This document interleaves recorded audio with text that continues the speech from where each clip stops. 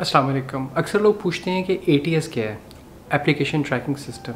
आजकल बहुत सारे रिक्रूटर ATS यूज़ कर रहे हैं। फॉर्च्यून 500 कंपनीज़ में से 98% कंपनीज़ ATS यूज़ करती हैं। तो अगर आप कोई भी जॉब अप्लाई करते हैं और अगर आपके रिज्यूम में ATS कंपैटिबल नहीं है तो आप जो है ना बहुत मेजर चांस लूज़ कर देते हैं कि आपको जॉब मिलेगी। आपको 25% शॉर्टलिस्टेड रिज्यूमेस में आने के लिए अपने आप को हमेशा जो है ना सिलेक्टेड कैंडिडेट्स की जो लिस्ट होती है, टॉप रेटेड कैंडिडेट्स होते हैं, आने के लिए अपने रिज्यूमे को हमेशा ATS कंपैटिबल करना पड़ता है। तो ATS बेसिकली है क्या? ATS एक सॉफ्टवेयर है। ये बिल्कुल इसी तरह जिस तरह सेल्स वाले CRM यूज़ करते हैं, इसी तरह रिक्रूटर्स जो होते हैं वो ATS यूज़ करते हैं। ये आपकी जितनी भी जॉब प्रोफाइल्स होती हैं वो इसके अंदर बनती हैं। आप इसके अंदर अपनी जॉब डिस्क्रिप्शंस डालते हैं, जो जॉब्स पोस्ट करते हैं, और उसके अगेंस्ट जो एप्लीकेंट्स का डाटाबेस होता है वो इसके अंदर आता है। और वो एप्लीकेशन का जो डाटाबेस है उसको एक खास फॉर्मेट में ये मेंटेन करता है, जो रिक्रूटर्स को समझ आता है। और रिक्रूटर्स के लिए बहुत ईजी टू अंडरस्टैंड होता है कि इस बंदे के स्किल सेट क्या है। तो इस सिस्टम को आजकल के दौर में अगर आपने जॉब ढूंढनी है तो बीट करना बहुत इंपॉर्टेंट है।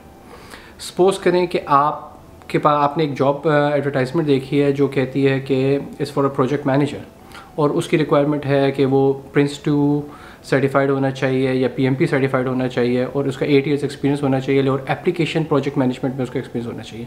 तो एज ए रिक्रूटर वो ATS सिस्टम में ये 3-4 चीज़ें डालेगा। उसके अगेंस्ट उसके सामने जो है ना शॉर्ट लिस्टेड कैंडिडेट्स की लिस्ट आ जाएगी, जिसमें वो टॉप 10 या टॉप 15 को देखेगा, उनकी CVs को एक्सट्रैक्ट करेगा। और वो एक्सट्रैक्ट की हुई CVs भी एक टिपिकल फॉर्मेट में होती है। उनको देखेगा ईजिली, वो उनको गो थ्रू करेगा और चूज़ करेगा कि इनमें से किसको इंटरव्यू के लिए कॉल करना है। अगर उन प्रोजेक्ट मैनेजर्स में भी वो जितना मर्जी हाईली स्किल्ड हो और वो ATS सिस्टम को बीट ना कर सकता हो तो वो जॉब के लिए ऑटोमेटिकली डिस्क्वालीफाई हो जाएगा। Disqualify is may be harsh word but he might not be considered. तो ATS के लिए कंपेटेबल होने के लिए आपको क्या करना चाहिए? सबसे पहले आप अपनी CV को टेलर करें। जिस भी जॉब को आप अप्लाई करते हैं तो जॉब डिस्क्रिप्शन को पढ़ें, उसमें से कीवर्ड्स को एक्सट्रैक्ट करें और वो कीवर्ड्स को अपने रिज्यूमे का पार्ट बनाएं। और जो रिपीटेड डिमांड्स या कीवर्ड्स हैं उनको स्पेशली आपने नोट डाउन करना है और उनको डालना है। जब आप कीवर्ड्स डालते हैं आपने एक चीज़ का बहुत ख्याल रखना है, आपने एक्रोनेम और फुल नेम दोनों को किसी तरह अपने रिज्यूमे में यूज़ करना है। जैसे अगर किसी बंदे को SEO एक्सपर्ट चाहिए तो आप लिखें I am an SEO expert, लेकिन किसी जगह आप सर्च इंजन ऑप्टिमाइजेशन एक्सपर्ट भी लिखें, ताकि ATS को आप दोनों तरह से बीट करें और वो आपकी CV जो है ना हाई वैल्यू पे या हाई वेटेज पे आए शॉर्ट लिस्टेड रिज्यूमेस में। उसके बाद दूसरी चीज़ है आपकी फॉन्ट एंड फॉर्मेटिंग, ये बहुत मैटर करती है। ATS सिस्टम ग्राफिक्स, पिक्चर्स, इन सब चीज़ों को रीड नहीं करता है, वो टेक्स्ट को रीड करता है। और टेक्स्ट इंटेंसिव आपकी CV होनी चाहिए जिसके अंदर आप बहुत अच्छे तरीके से सारी चीज़ें प्रेजेंट करें। आपके फ़ॉन्ट्स नॉर्मल फ़ॉन्ट्स होने चाहिए, कोई ये डैशी टेढ़े मेढ़े फ़ॉन्ट्स नहीं होने चाहिए। ATS सिस्टम अक्सर उनको नहीं पढ़ सकता। I always recommend Arial, Times Roman, Calibri. I recommend this fonts CV के लिए। Secondly, tables and columns.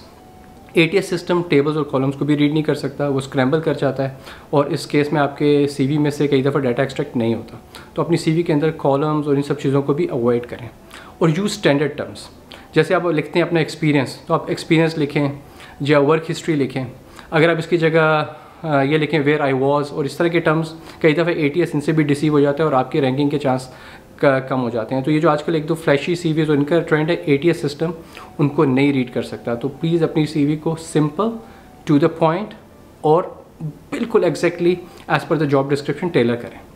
CV format भी बहुत मैटर करता है। ATS सिस्टम्स के लिए वर्ड फॉर्मेट सबसे अच्छा फॉर्मेट है, उसके बाद PDF फॉर्मेट है।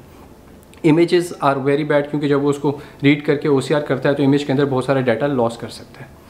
उम्मीद है कि आपको कुछ मेरे इस जो है ना मैंने आपको थोड़ा सा डिस्क्रिप्शन दिया, इससे कोई फ़ायदा होगा। अपना बहुत ख्याल रखिए, और मैं इंशाल्लाह रिक्रूटमेंट के से रिलेटेड कोई और वीडियो भी बहुत जल्द दोबारा डालूंगा। अपना बहुत ख्याल रखिएगा, तब तक अल्लाह हाफ़िज़।